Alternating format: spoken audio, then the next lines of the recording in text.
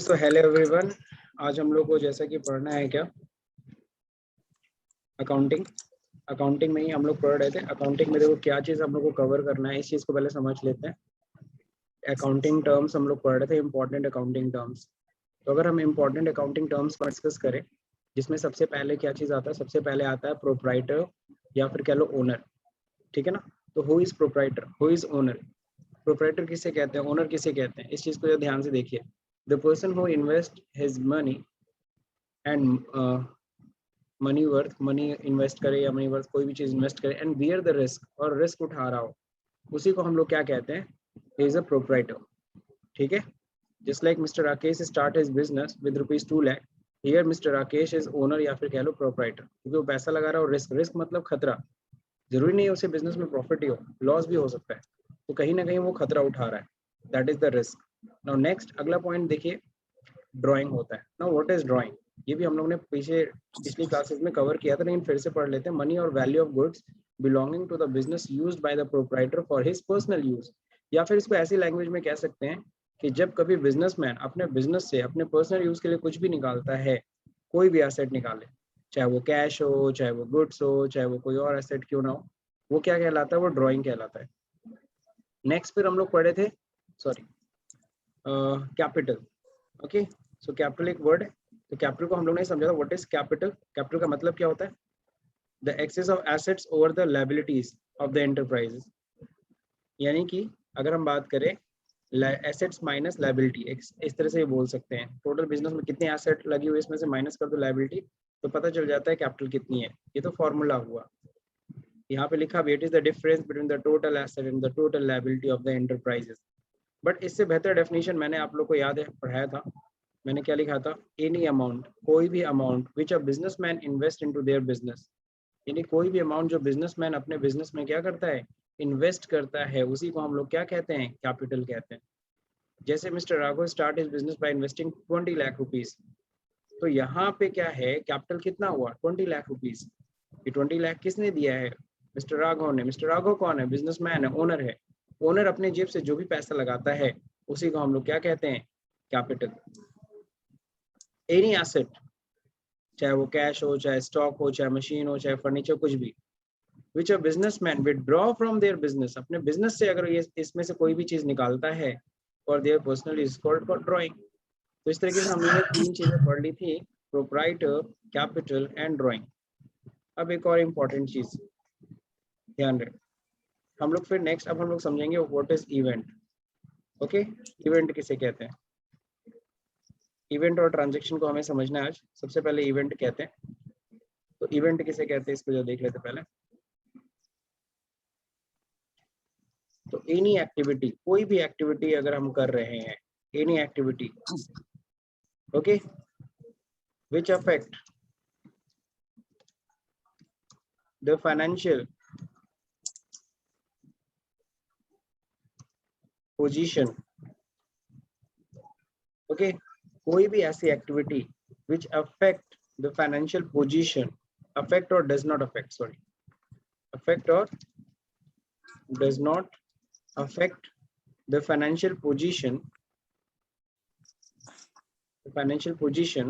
of business is known as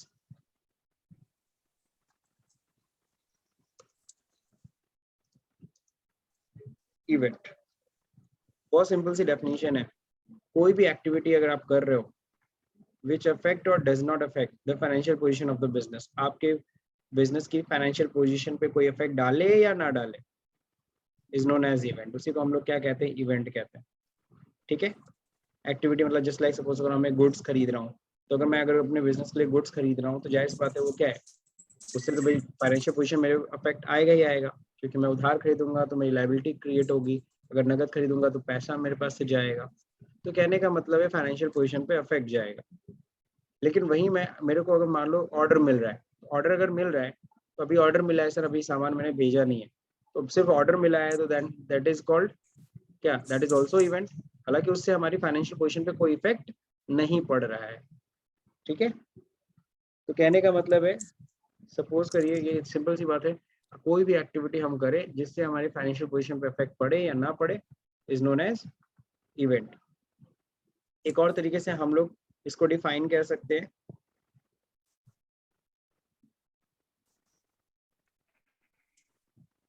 any activity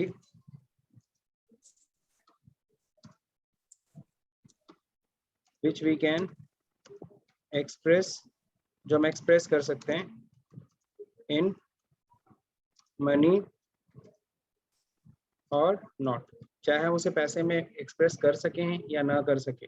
any activity which we can express in money और not, चाहे money में express कर सके या ना कर सके सर, उसको भी हम इवेंट कहते हैं।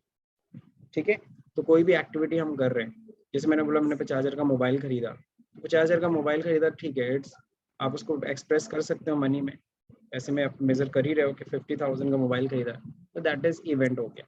लेकिन अगर हम लोग बात करते हैं किसकी, अगर सपोज करो हमारे गोडाउन में आग लग गई, अगर हमारे गोडाउन में आग लग गई, देन व्हाट इज दैट, तो आप बोलते हो ना सर मेरा 2 लाख का माल जल गया या 2 लाख का माल नुकसान हो गया, तो उसको भी आप एक्सप्रेस कर रहे हो इन मनी में, तो that is what, that is also क्या क्या है, आप चाहे उसको एक्सप्रेस कर सको मनी में या ना कर सको सर, दोनों ही केस में वो क्या कहलाएगा, इवेंट कहलाएगा।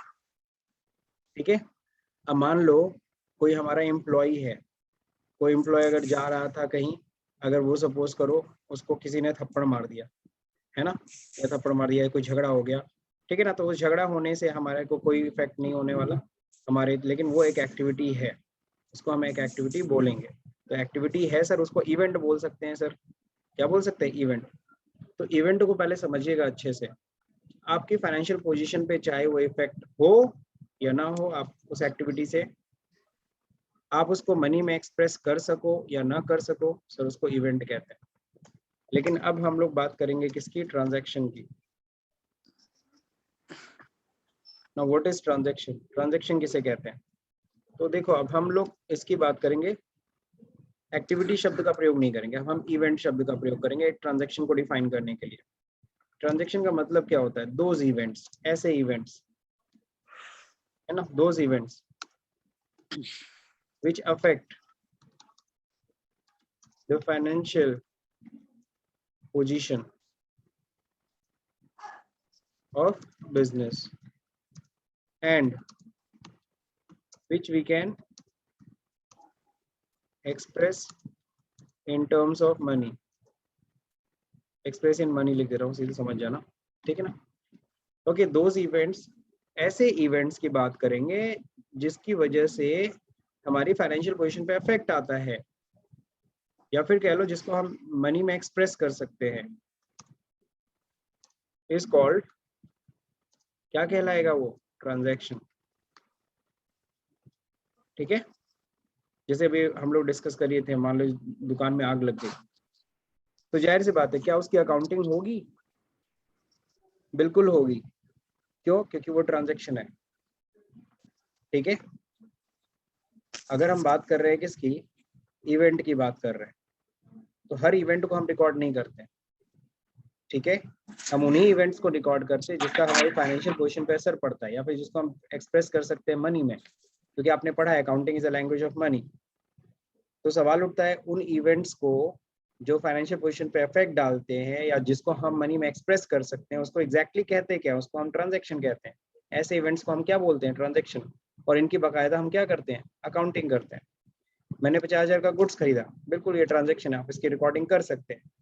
मेरे अकाउंटेंट ने आज रिजाइन दे दिया, रेजिग्नेशन दे दिया मुझे, वो छोड़ के जा रहा है, तो ये हमारे लिए क्या हो गया, इवेंट हो गया। ओके, रिजाइन किया उससे कोई मतलब नहीं, क्योंकि हम तो भाई रिजाइन करने से हमारी ना तो फाइनेंशियल पोजीशन पे असर पड़ रहा है, ना तो हम उसे एक्सप्रेस इन मनी कर सकते हैं, बात समझे। लेकिन अगर वही क्या है, किसी नए एम्प्लॉयज को हायर किया, हायर करना इज नॉट अ ट्रांजेक्शन, वो इवेंट है, लेकिन हायर करने के बाद जब उसको 1 महीने बाद सैलरी देंगे, then that is become a transaction. ठीक है, समझ गए सब लोग। तो इस तरीके से हम लोग इवेंट और ट्रांजैक्शन को हम लोग ने समझ लिया, और ध्यान रहे हम अकाउंटिंग किसकी करते हैं, हम ट्रांजैक्शंस की करते हैं। हम ट्रांजैक्शंस को अपने बुक्स में रिकॉर्ड करने वाले हैं, इवेंट्स को अपने बुक्स में रिकॉर्ड, अकाउंटिंग में रिकॉर्ड नहीं किया जाता। तो इवेंट एंड ट्रांजैक्शन भी आपको समझ में आना चाहिए। चलिए, अब इवेंट एंड ट्रांजैक्शन के बाद अगला टॉपिक क्या है, तो अगर हम लोग देखें, okay, so there is a revenue and expense. तो सबसे पहले हम लोग किसको समझने वाले, पहले हम लोग एक्सपेंस को समझने वाले, ठीक है ना। क्यों एक्सपेंस पहले पढ़ रहे, क्यों रेवेन्यू नहीं पढ़ रहे, क्योंकि पहले खर्चा करते तब ना रेवेन्यू आता है। तो ध्यान रखिए, सबसे पहले बात करेंगे एक्सपेंसेस की। एक्सपेंसेस का मतलब क्या होता है। तो एक्सपेंस का मतलब बहुत ही सिंपल है। आपको पता है हम मार्केट से क्या चीज़ खरीद सकते हैं, सिर्फ दो ही चीज़ें, प्रोडक्ट या सर्विस, और कुछ भी खरीदते नहीं। या तो हम प्रोडक्ट खरीद रहे होंगे या तो हम सर्विस खरीद रहे होंगे। ओके, अगर मैंने ये मोबाइल खरीदा, then this mobile is a product. Okay, लेकिन अगर सपोज करो मैं सलून में गया, मैंने अपना हेयर कट कराया, देन दैट इज व्हाट, वहां पे मैंने उससे सर्विस लिया। ठीक है, मैं अगर ट्रेन में सफर कर रहा हूँ, मैं क्या ले रहा हूँ, मैं सर्विस ले रहा हूँ। ओके, मैं टेम्पो वाले से बोलता हूँ मेरे को गोरखनाथ तक छोड़ दो, तो जैसे तो वो मुझसे भाड़ा लेता है, तो उसने मुझे क्या दिया, मेरे को सर्विस दिया। ओके, तो हम मार्केट से दो ही चीजें खरीदते हैं, या तो प्रोडक्ट या तो सर्विस। तो बहुत सिंपल सी डेफिनेशन है, प्रोडक्ट या सर्विस को पाने के लिए जो भी अमाउंट हम पे करते हैं, दैट इज कॉल्ड एक्सपेंस। ठीक है, तो चलिए टू हम लोग कह सकते हैं any amount which we pay to acquire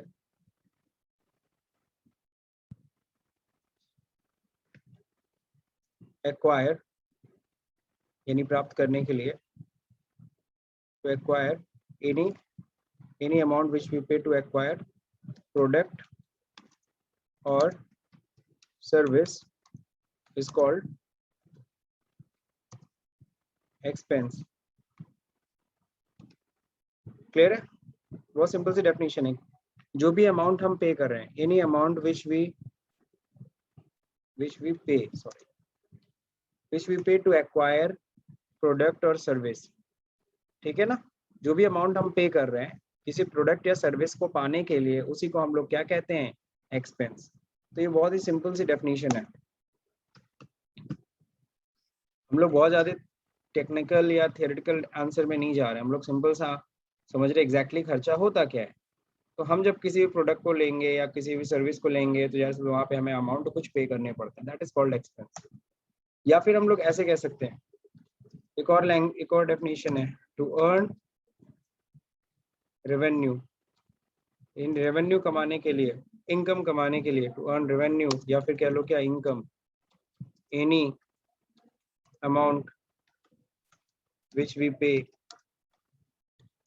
is called expense। ठीक है ना, तो ये बुक की भी डेफिनेशन हो गई।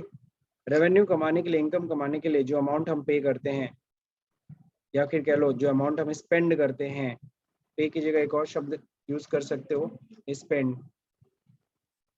ओके, तो जो भी अमाउंट हम स्पेंड करते हैं इज कॉल्ड क्या, एक्सपेंस। तो एक्सपेंस सब लोग को समझ में आ गया कि नहीं आ गया।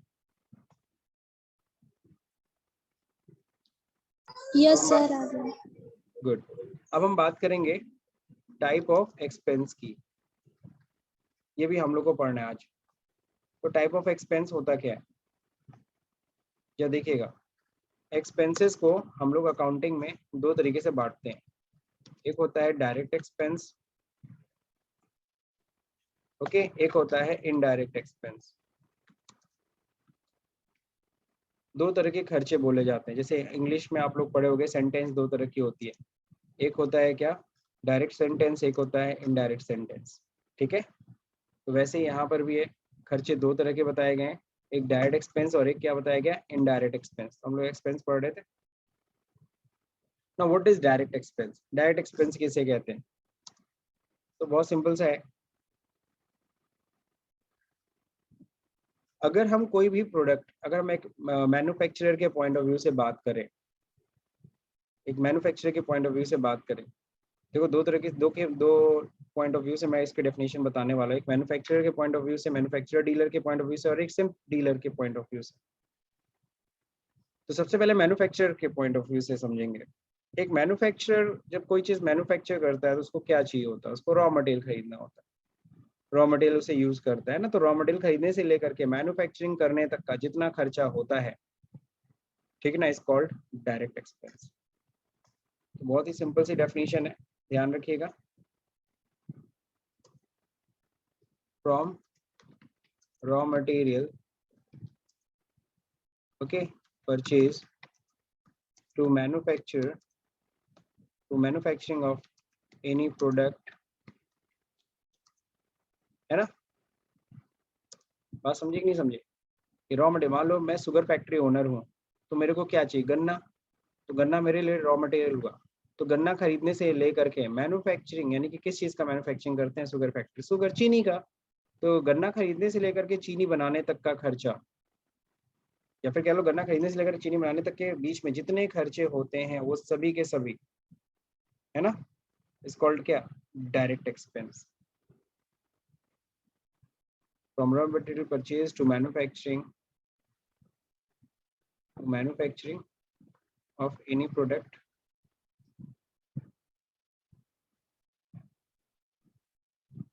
all the expenses which are incurred is called direct expense.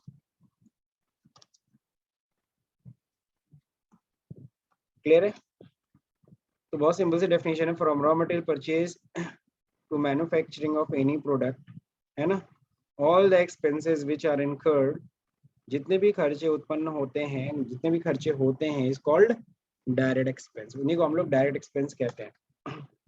अब इसको जरा समझ लेते हैं कौन कौन से खर्चे होंगे जो डायरेक्ट एक्सपेंस में आ सकते हैं। जैसे कि हम लोग बात करें क्या, सबसे पहले तो परचेज, हम लोग गुड्स खरीदेंगे तो परचेज क्या होता है? डायरेक्ट एक्सपेंस होता है। गन्ना पहले खरीदे, मान लो शुगर फैक्ट्री ओनर के पॉइंट ऑफ व्यू से बात करो, तो पहले तो परचेज करेगा, है ना। दूसरा नंबर सर क्या होता है? अब क्या होता है, जब लाएगा तो वहाँ पे क्या होता है, फैक्ट्री तक लाएगा तो उसके लिए ट्रक व्रक हायर करेगा, उसके लिए उसे क्या देना पड़ेगा? कैरेज। कैरेज समझते हो सब लोग? ढुलाई। इसको हम लोग बोलते हैं कैरेज इनवर्ड। क्यों इनवर्ड खरीद कहते हैं? खरीदते समय दे रहा है, खरीदते समय अगर भाड़ा देते हैं तो कैरेज इनवर्ड, बेचते समय देते हैं तो इन, तो क्या होता है? Carriage outward. अब जरा ध्यान से देखना, वेजेस, जाहिर सी बात है फैक्ट्री में मजदूर लगे होंगे, जो फैक्ट्री में प्रोडक्शन में लगे हैं, मजदूरी कर रहे हैं, काम कर रहे हैं फैक्ट्री में, उनको हम मजदूरी देते हैं, तो वो हमारा डायरेक्ट एक्सपेंस है।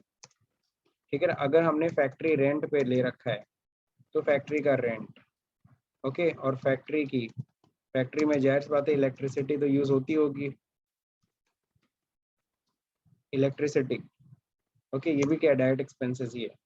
फिर इसके बाद क्या हो रहा है, फैक्ट्री में कुछ क्या यूज हो रहा है? कोल, ईंधन के रूप में कोल, गैस, वाटर अगर यूज हो रहा है, तो ये सब क्या हो गया? ये सब भी डायरेक्ट एक्सपेंस हो गया। ठीक है ना। और अगर रॉ मटेरियल हमें इंपोर्ट करना पड़ता है मैन्युफैक्चरिंग के लिए, तो इंपोर्ट, अगर हमको इंपोर्ट ड्यूटी दे रहे हैं, कई बार होता है कई चीज़ों की मैन्युफैक्चरिंग के लिए रॉ मटेरियल हमें यहाँ नहीं मिलता, हम दूसरे कंट्री से मंगाते हैं, जैसे like cell phone, mobile phone बनाने के लिए बहुत सारे मटेरियल हम बाहर से इंपोर्ट करते हैं, तो इंपोर्ट ड्यूटी जो दे रहे हैं वो भी क्या हो गया? हमारे लिए डायरेक्ट एक्सपेंस हो गया। अगर किसी चीज़ की हम क्या दे रहे हैं? रॉयल्टी दे रहे हैं, तो ये भी हमारे लिए क्या है? कोई प्रोडक्शन करना है हमें, मान लो पार्ले जी को प्रोडक्शन करना है, तो पार्ले जी से फ्रेंचाइजी लेनी पड़ती है, और पार्ले जी को हमें क्या, उसका नाम है, उसका ब्रांड है, उसका फॉर्मूला है, तो उसके लिए हमें उसे प्रोडक्शन के ऊपर जो भी हमारी सेल होती है उसके ऊपर एक सर्टेन % हमें उसे देना पड़ता है, that is called royalty. It is also a direct expense. तो इतना बहुत है, या फिर ऐसे भी लिख सकते हो, ऑल द मैन्युफैक्चरिंग एक्सपेंसेस, जितने भी मैन्युफैक्चरिंग एक्सपेंस होते हैं, एक्सेट्रा। ओके, एक्सेट्रा लगाना मत भूलिएगा, एक्सेट्रा लगाने से ये होता है कि आपको आता बहुत कुछ है, लेकिन फिलहाल आप ठीक इतना काफी है। अब जो देखते हैं यहाँ पे, तो हो गया, हमने मैन्युफैक्चरर के पॉइंट ऑफ व्यू से बता दिया, from raw material purchase to manufacturing all the expenses which are incurred is called direct expense. अब सवाल उठता है कि सर आपने बोला था डीलर के पॉइंट ऑफ व्यू से ही बताने का, तो उसके पॉइंट ऑफ व्यू से क्या होता है भाई? एक मैं डीलर हूँ, मैं मान लो मैं सिंपल सी दुकान में खरीदता हूँ गुड्स और भी बेचता हूँ गुड्स, तो मेरे लिए डायरेक्ट एक्सपेंस क्या होता है? तो सिंपल सा, मेरे लिए तो बहुत सिंपल सा है, परचेज से related expenses, all the expense related to purchase is called direct expense. Okay, बहुत सिंपल सी डेफिनेशन है। ये किसके पॉइंट ऑफ व्यू से है? मैंने ये डीलर के पॉइंट ऑफ व्यू से बताया। ठीक है ना।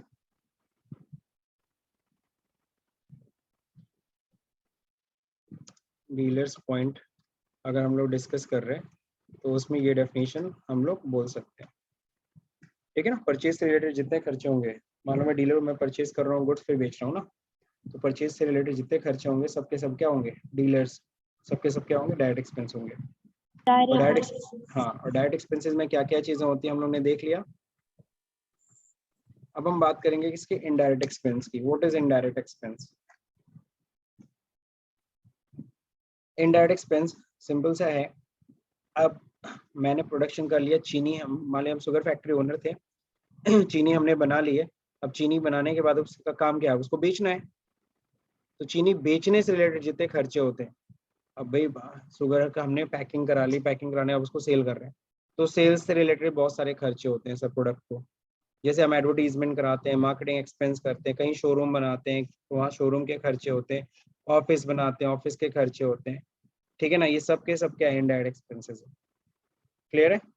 After manufacturing all the expenses related to sale is called direct expense, हम लोग ऐसे बोल सकते हैं।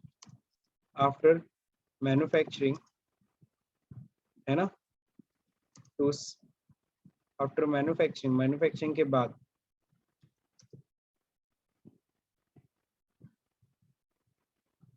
To sale all the expense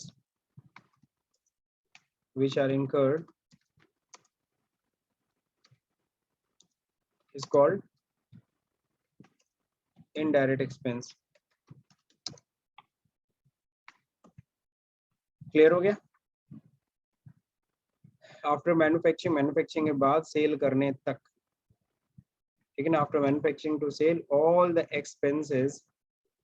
expenses okay which are incurred is called क्या, इनडायरेक्ट एक्सपेंस। तो क्लियर हो गया सब लोग को।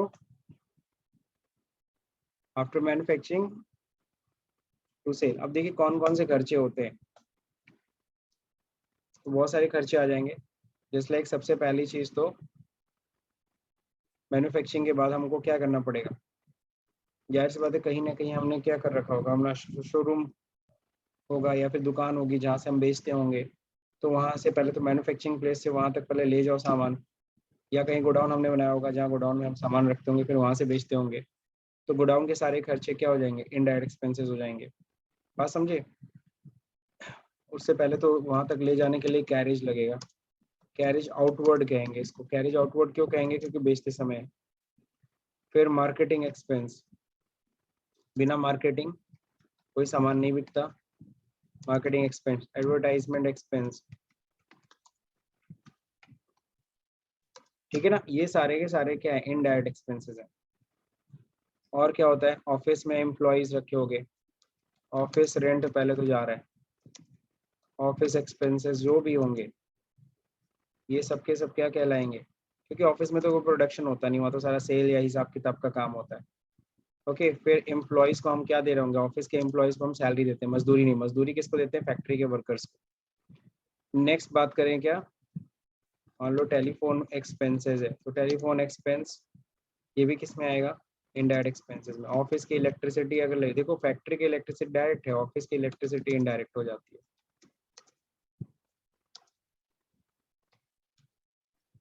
इनडायरेक्ट एक्सपेंसेस क्योंकि वो सेल से रिलेटेड है, ठीक है। तो इस तरीके से बहुत सारे खर्चे होते हैं। सेल्समैन को हम कमीशन देते हैं सेल्स करने के लिए, तो कमीशन भी हमारे लिए क्या हो गया, इनडायरेक्ट एक्सपेंसेस हो गया। तो इस तरीके से बहुत सारे हैं। हम मान लो डिस्काउंट बेचते समय हम डिस्काउंट देते हैं, तो डिस्काउंट अगर हम अलाउ कर रहे हैं तो ये भी हमारे लिए क्या है, इनडायरेक्ट एक्सपेंसेस है। ओके, तो इतना बहुत है आज के लिए। तो कैरेज आउटवर्ड भी हमें समझ में आ गया, what is carriage outward, what is marketing expenses, ये सारे के सारे इनडायरेक्ट एक्सपेंसेस होते हैं क्योंकि सब रिलेटेड किससे हैं, सेल से रिलेटेड है। तो एक बार फिर से देख लीजिए, डायरेक्ट एक्सपेंस किसे कहते हैं, from raw material purchase to manufacturing all the expenses which are incurred is called direct expenses.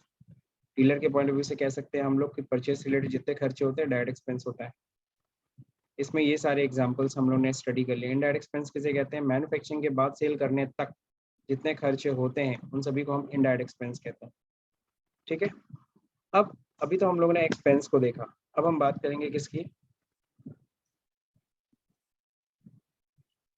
Revenue की। तो रेवेन्यू का मतलब क्या होता है? देखो सिंपल सी चीज है, रेवेन्यू का मतलब क्या होता है, अभी हम लोग प्रोडक्ट या सर्विस को खरीद रहे थे, अगर यही हम प्रोडक्ट एंड सर्विस प्रोवाइड करें, मान लो किसी को हम प्रोडक्ट बेच रहे हैं या सर्विस प्रोवाइड कर रहे हैं, तो उससे क्या होगा, हमें पैसा मिलेगा। तो जो पैसा हमारे पास आ रहा है दैट इज कॉल्ड रेवेन्यू। तो सिंपल सी चीज है, डिस्कस हम लोग कर लेते हैं इसको, ठीक है ना। From sale of any product और सर्विस, हालांकि सर्विस प्रोवाइड की जाती है लेकिन यहाँ सेल के फॉर्म में ही समझ लो। From sale of any product और सर्विस, किसी भी प्रोडक्ट को बेचने या सर्विस देने से, any amount which we receive is called revenue. इसी को हम लोग क्या कहते हैं, रेवेन्यू कहते हैं। तो कोई भी प्रोडक्ट, अगर ये प्रोडक्ट एंड सर्विस अगर परचेज कर रहे होते हैं तो हाँ अमाउंट हमें पे करना पड़ता है, तो थोड़ा खर्चा है, लेकिन यही अमाउंट अगर हमें रिसीव हो रहा है, क्यों, क्योंकि हम कोई प्रोडक्ट बेच रहे हैं, कोई सर्विस प्रोवाइड करने से, उसी को हम लोग क्या कहते हैं, रेवेन्यू कहते हैं। बहुत सिंपल सी डेफिनेशन है, देखो यहाँ बुक में भी क्या लिखा है, it is monetary value of product और service sold to the customer during the period, ठीक है। It result from the sale of service and sources like interest, dividend, commission. तो ये सब देखो एक्स्ट्रा लिखा है, लेकिन सबसे अच्छा हम लोग ने यहाँ पे समझ लिया व्हाट इज रेवेन्यू। बहुत सिंपल सी लैंग्वेज में कि किसी भी प्रोडक्ट या सर्विस को सेल करने से जो अमाउंट हमें रिसीव होता है that is called revenue. Clear हो गया। अब हम बात करेंगे इनकम की। कई बार लोग क्या करते हैं, समझ में आ गया ना रवीना? Yes sir.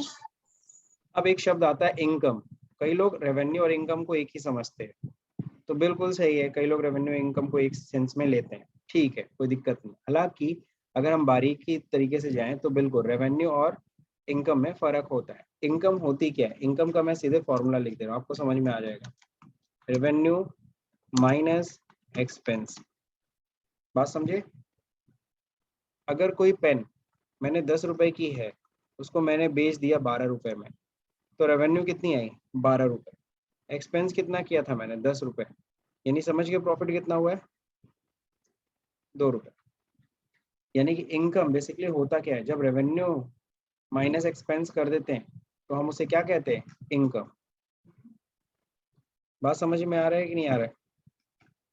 अब इनकम देखिए दो तरह के होते हैं। अब टाइप ऑफ इनकम की बात करें, टाइप्स ऑफ इनकम, है ना। तो इनकम कितने तरह के होते हैं, तो इनकम भी देख लेते हैं, दो तरह के होते हैं। पहला क्या है, डायरेक्ट इनकम, दूसरा क्या है, इनडायरेक्ट इनकम। अब ये समझना है डायरेक्ट इनकम किसे कहते हैं, इनडायरेक्ट इनकम किसे कहते हैं। तो ध्यान रखिएगा, डायरेक्ट इनकम का मतलब होता है क्या, डायरेक्ट इनकम किसे कहते हैं भाई, जो मेन बिजनेस एक्टिविटी है हमारी, मान लीजिए मेरी कंप्यूटर की शॉप है, तो मैं कंप्यूटर की शॉप है, कंप्यूटर सेल करता हूँ, तो कंप्यूटर सेल करने से जो मेरा इनकम आ रहा है वो मेरे लिए डायरेक्ट इनकम है। मेरी फर्नीचर की शॉप है, मैं फर्नीचर बेच रहा हूँ, उससे जो मेरी इनकम, मैं मान लो रेलवे टिकट उकट बुक करता हूँ, ट्रेवल एजेंट हूँ मैं, तो मेरे लिए क्या है, जो कमीशन मुझे मिलता है वो मेरे लिए डायरेक्ट इनकम। कहने का मतलब है जिसके लिए मैं दिन रात मेहनत कर रहा हूँ, जिसके लिए मैं दिन रात मेहनत करूँगा, जिस इनकम को कमाने के लिए मैं दिन रात मेहनत कर रहा हूँ और तब जाके वो इनकम आती है, that is called direct income, ठीक है। तो एक तरीके से डायरेक्ट इनकम किसे कह सकते हैं, किसे कहेंगे, income earn from main business activity is called direct income. बात समझे कि नहीं समझे? अगर कोई इनकम हम अर्न कर रहे हैं from main business activity is called direct income. For example, जाहिर सी बात है सेल, या फिर सपोज मैं डॉक्टर हूँ तो मैं मान लो फी या रिसीव कर रहा हूँ, मैं इंजीनियर हूँ, या सॉरी मैं डॉक्टर हूँ, मैं वकील हूँ, मैं चार्टर्ड अकाउंटेंट हूँ, तो मैं फीस लेता हूँ, मैं सर्विस के अगेंस्ट फीस लेता हूँ, तो जो फीस लेता हूँ मेरे लिए डायरेक्ट इनकम है। समझ रहे हैं?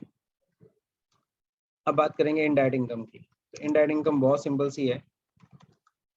इनकम अगर हम अर्न कर रहे हैं, income earn other than main business activity.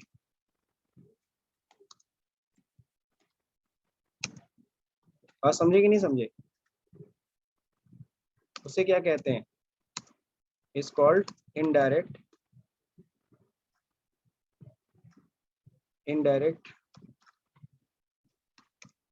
Income. ठीक है, बैठ जाइए सर। ओके, तो income earn other than main business activity is called indirect income. अब एग्जांपल जो देखिए यहाँ पे क्या है, एग्जांपल यहाँ पे जैसे हम लोग कह सकते हैं क्या, मान लो हमारा पैसा बैंक में जमा है, तो वहां से हमें इंटरेस्ट मिल रहा है। तो जो इंटरेस्ट हमें मिल रहा है, हमारा बिजनेस का पैसा है, एक्स्ट्रा पैसा, तो हम जैसे बैंक में रखते, बैंक से अगर कुछ इंटरेस्ट भी मिल जा रहा है तो हमारे लिए क्या हो गया, वो हमारे इनडायरेक्ट इनकम हो गई, अगर कोई इंटरेस्ट मिल गया तो। लेकिन अगर सपोज कि बैंक के पॉइंट ऑफ व्यू से बात करोगे, बैंक का तो मेन काम होता है लोन बांटना, उस पर इंटरेस्ट मिला है, तो बैंक के लिए तो इंटरेस्ट रिसीव डायरेक्ट इनकम हो जाएगी। बात समझे? अगर हम बात करें क्या, हम अगर डिस्काउंट हमें मिल रहा है, कोई गुड्स हम खरीद रहे हैं, वहां हमें डिस्काउंट मिल गया, तो डिस्काउंट रिसीव हमारे लिए क्या हो गया, इनडायरेक्ट इनकम। ठीक है ना? कोई डूबा हुआ पैसा हमें मिल गया, बैड डेट्स रिकवर, तो ये भी हमारे लिए इनडायरेक्ट इनकम है। बात समझे? अगर कमीशन रिसीव हो रहा है तो ये भी हमारे लिए इनडायरेक्ट इनकम है। बात समझे? लेकिन यही अगर हम एजेंट होते हैं, हमारा काम ही होता है कमीशन का, कमीशन ही मेरा मेन एक्टिविटी है, मेरा मेन इनकम कमीशन ही है, तब तो मेरे लिए डायरेक्ट इनकम हो जाती। बात समझ रहे हैं कि नहीं समझ रहे? तो इस तरीके से हमने डायरेक्ट इनकम इनडायरेक्ट इनकम भी हमने कवर कर लिया। ओके, अगला टॉपिक हम लोग का जो रहेगा एसेट रहेगा, लायबिलिटी रहेगा, जो हम लोग कल पढ़ेंगे। ठीक, बाकी ये सारे थियरी बुक्स में भी है। बाकी आपको अगर मेरी थियरी चाहिए जो मैंने जो डिफाइन किया है, तो मैं इसका लिंक आप लोग को भेज दूंगा, आप लोग अपनी अपनी मेल आईडी मेरे को दे दीजिएगा। ठीक है?